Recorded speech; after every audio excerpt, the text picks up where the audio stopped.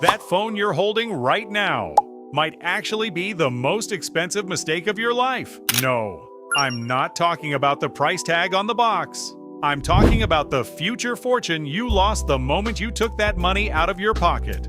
Most people donate thousands of dollars to Apple every year, but a very small minority makes sure Apple pays them every year instead. Today, I'm going to prove to you how that piece of glass and metal in your pocket is actually a wealth killer.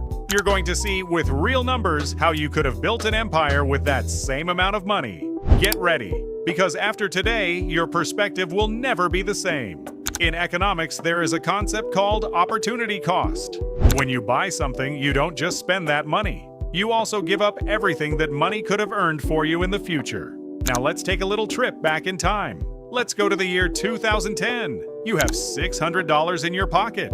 You could have bought the iPhone 4, the biggest tech trend of that time. Everyone would have looked at you with envy, and you would have taken the best photos. But where is that phone today?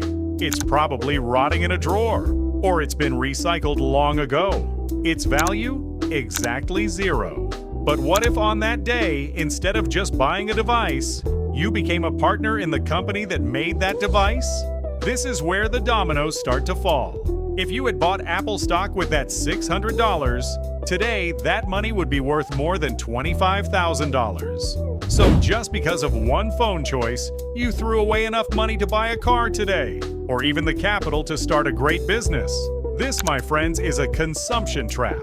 So why does this happen? Why do most of us choose to look rich instead of actually becoming rich? The answer is simple. Companies play with our emotions. They tell us that the new model will change our lives.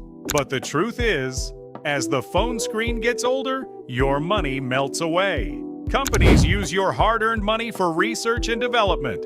They build new factories and they multiply their value. As a consumer, you are on the losing side of the table. When you become a partner, you move to the winning side.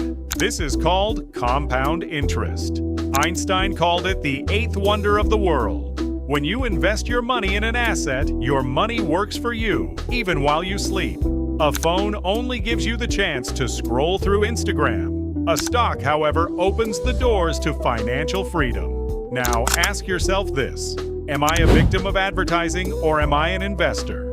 If you feel the need to upgrade your phone every time a new model comes out, you are actually financing someone else's dreams, not your own. So what should you do now? I'm not telling you to go sell your phone tomorrow, but I am suggesting you change your strategy.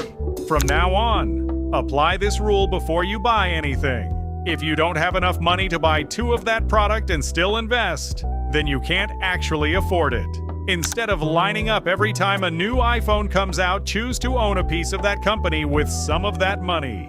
Financial freedom is not about the salary you earn. It's about how you manage the money you don't spend. The future you is being shaped by the choices you make today. Will you buy a screen today, or will you buy a future? Now let's be honest. With the money you spent on your current phone, how many shares could you have bought today? Let's calculate it in the comments. Let's see who is carrying their wealth in their pocket and who has started building their future. Don't forget to subscribe for more content that will sharpen your financial awareness. Here, we don't just talk about money, we talk about the art of managing money. See you in the next video.